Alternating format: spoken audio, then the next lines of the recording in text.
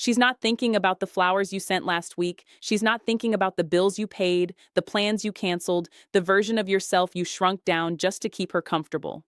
Right now, somewhere, a woman is scrolling through her phone, completely unbothered, while a man who gave her everything sits at home, wondering what he did wrong.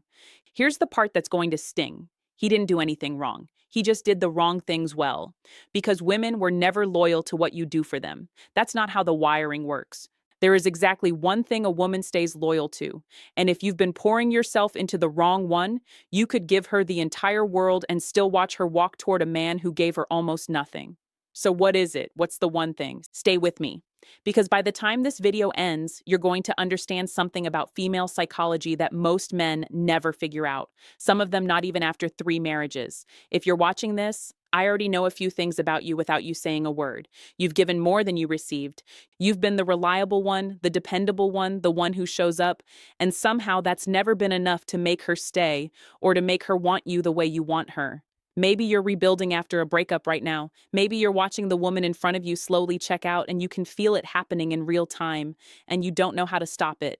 Maybe you haven't even met her yet, and you're here because you're tired of repeating the same pattern with different women and the same ending. Whatever brought you here, you're not broken and you're not too nice. Those are the lies men tell themselves when they don't understand the actual mechanism. Being generous isn't your problem. Misunderstanding what generosity does to female attraction. That's the problem. Here's my promise to you for the next 20 minutes. I'm going to show you exactly what women are loyal to, why it has almost nothing to do with what you give her, and how understanding this one shift changes every relationship you'll ever have, not just with her, with all of them. I want to plant 2 things in your mind right now, because you're going to need them later. First, there is a specific moment, usually within the first few weeks of any relationship, where a woman makes an unconscious decision about whether you are a man she respects or a man she manages. Most men never even know that moment happened. I'm going to show you exactly when it occurs and how to recognize it before it's too late. Second, there's a reason the nice guy who did everything right so often loses to the man who seemingly did less. It's not because women like being treated badly. That's a lazy explanation and it's wrong. The real reason is rooted in something called perceived value. And once you understand how it actually works, you'll never confuse kindness with weakness again. And more importantly, neither will she. Let's talk about why loyalty in women doesn't work the way most men assume it does. Most men were raised by movies, by their fathers, by well-meaning but outdated advice, to believe that relationships run on a kind of emotional ledger. You do things for her, she accumulates gratitude, gratitude turns into attachment, attachment turns into loyalty. Buy the ring, plan the trip, remember the anniversary, and the loyalty is supposed to follow automatically, like a receipt printing out after a purchase. It sounds logical. It's also almost completely disconnected from how female psychology actually operates. Because women don't bond to transactions, they bond to a feeling. And that feeling isn't gratitude. Gratitude is temporary, and worse, gratitude can quietly turn into resentment if it's not paired with something deeper. What actually creates loyalty in a woman is something most men have never been taught to build on purpose. You're about to learn exactly what that is, why it's been hiding in plain sight, and why the moment you understand it, you'll look back at past relationships and see the pattern so clearly it'll almost make you angry that nobody told you sooner. Let's start with what almost every man believes because you need to see it clearly before I take it apart. The belief goes like this: if I am consistent, generous, dependable, and I never give her a reason to doubt me, she will feel safe, and safety will produce loyalty. It's a reasonable theory. It's also backwards. Safety doesn't produce loyalty in women. Safety produces comfort, and comfort, left alone, produces something men don't want to hear. Familiarity that curdles into boredom, and eventually, a quiet kind of contempt. Here's the truth nobody wants to say out loud. Women are loyal to one thing and one thing only: the strength of a man's frame. Not his wallet, not his effort, not even his love in isolation.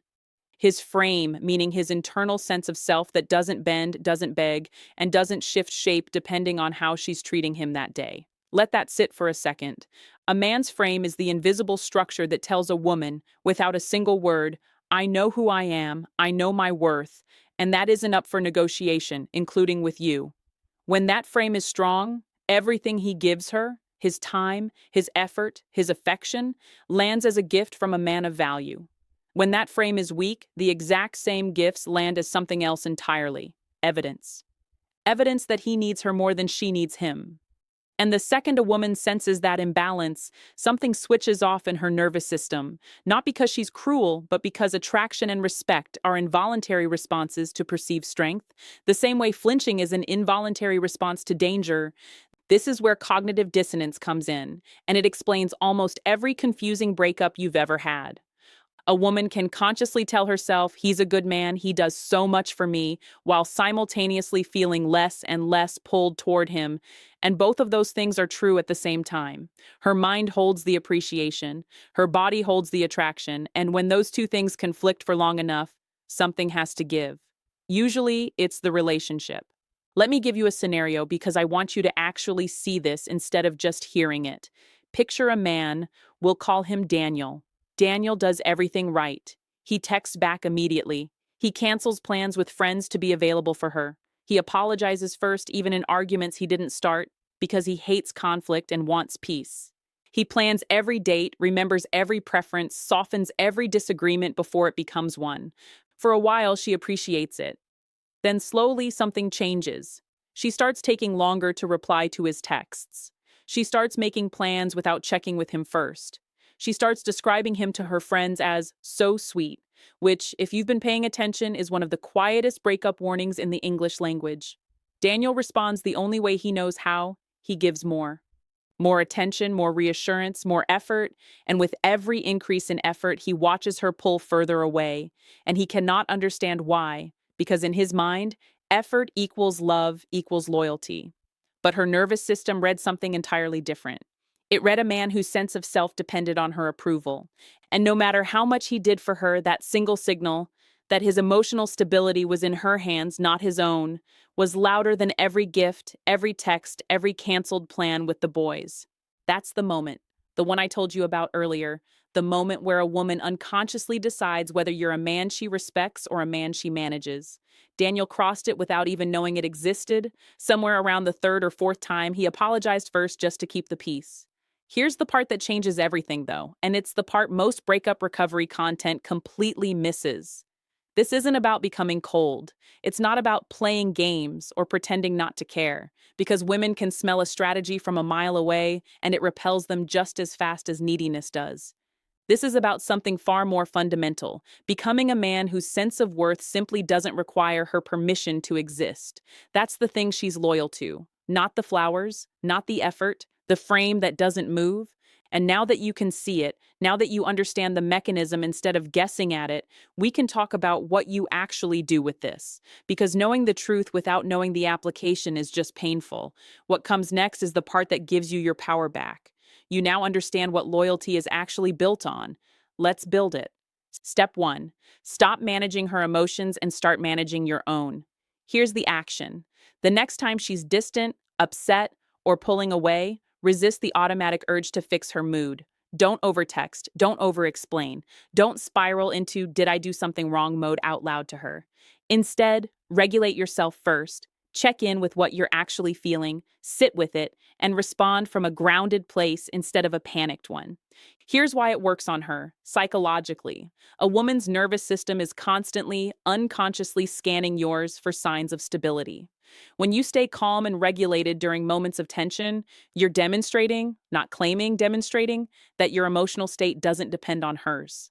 That single behavior does more for attraction than 100 thoughtful gestures, because it proves the frame is real under pressure, not just in comfortable moments. The most common mistake men make here is confusing staying calm with staying silent and resentful.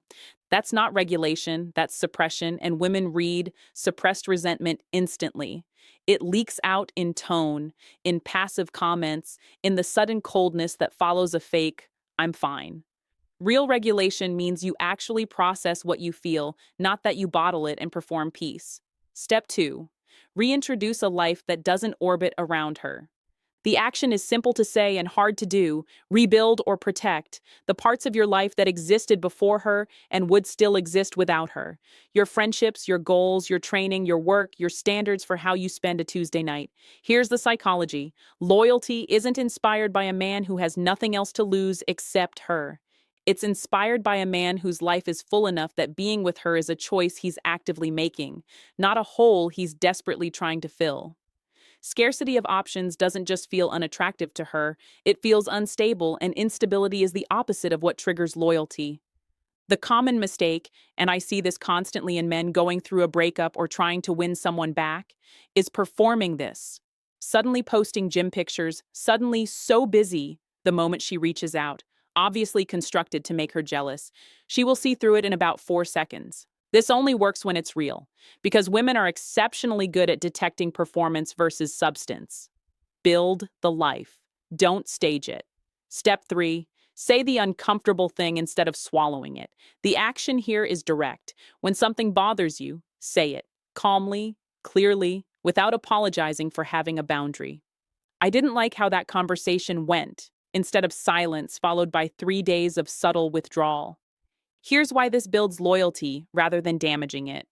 A man who can voice discomfort without collapsing into conflict or exploding into anger shows a woman that he can handle friction, and a relationship without the capacity to handle friction is a relationship she will eventually feel she has to tiptoe around, which breeds distance, not closeness. Women don't stay loyal to men they have to manage like a fragile object. They stay loyal to men who can hold weight. The mistake to avoid is turning honesty into an accusation. There's a difference between "I felt disrespected when you canceled last minute" and "you always do this, you don't care about me." The first is a boundary. The second is an attack disguised as vulnerability, and it invites defensiveness instead of connection. Step 4. Let her invest. Don't just supply. Action. Stop being the only one initiating, planning, and reaching out. Create space. Real space, not manipulative space, for her to move toward you.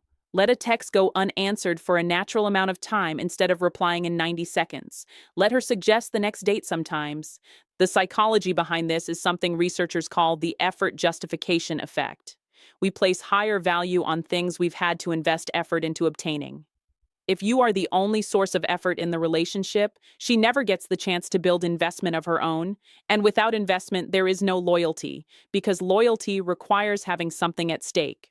The common mistake is swinging too far the other way, going cold, playing hard to get as a manipulation tactic.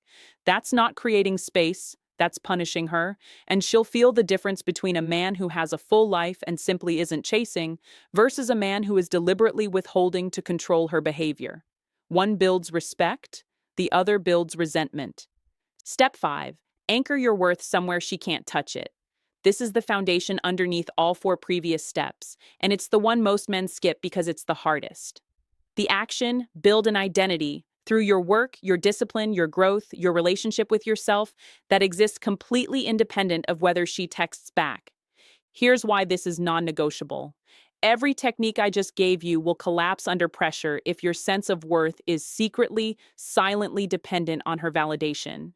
She will feel that dependency no matter how well you disguise it, the same way you can feel when someone's smile doesn't reach their eyes. This is the difference between performing a strong frame and actually having one. The mistake almost every man makes is trying to fix the relationship before fixing this foundation. You cannot build genuine loyalty from an unstable base. Fix the base first. Everything else becomes almost effortless after that. I want to talk to you now, not as a teacher, but as someone who understands exactly where you are at 3 in the morning. You've replayed the conversation 40 times. You've drafted the text and deleted it. You've wondered if staying quiet is going to cost you the one thing you actually wanted. That anxiety is real, and I'm not going to insult you by telling you it isn't. But here's what I need you to understand about this process, because it changes everything about how the waiting feels. The silence you're sitting in right now isn't empty. It's not wasted time. It's the exact environment where the man you're becoming gets built. The one with the frame that doesn't bend, the life that doesn't orbit around one person, the worth that doesn't require her permission. Every hour you spend resisting the urge to chase, to explain, to prove, that's not weakness. That's the actual construction site of the thing that makes you magnetic in the first place. Here's the reframe I want you to carry out of this video. You've probably been taught that silence means you're losing, that not reaching out means you don't care enough, or that you're somehow falling behind in some invisible race. Flip that completely. Silence, held with intention instead of desperation, is the loudest statement you can make about your own stability. It says, without a single word, my peace isn't for sale, and it never depended on you supplying it. Women don't fall in love with men who need to be chosen. They fall in loyalty with men who've already chosen themselves. So if you're in that waiting period right now, whether it's no contact or the early uncertain weeks of something new, or just the quiet work of becoming a different kind of man before you even meet her, understand that patience isn't the absence of progress. It is the progress. Every day you don't collapse into old patterns is a day the frame gets stronger, and a stronger frame is the only thing that was ever going to produce real loyalty in the first place. You don't need her to see it right now. You need to feel it, because the version of you that doesn't need her approval to feel whole, that's the version she was actually loyal to all along. You just hadn't built him yet. If this hit something in you today, that means you're paying attention to the right things for the first time in a while. Hit subscribe if you want the next part of this conversation, because we're going deeper into how to rebuild that frame step by step. And drop a comment right now. Tell me where you are in this process. I read every single one, and some of you need to hear that you're not as far behind as it feels tonight.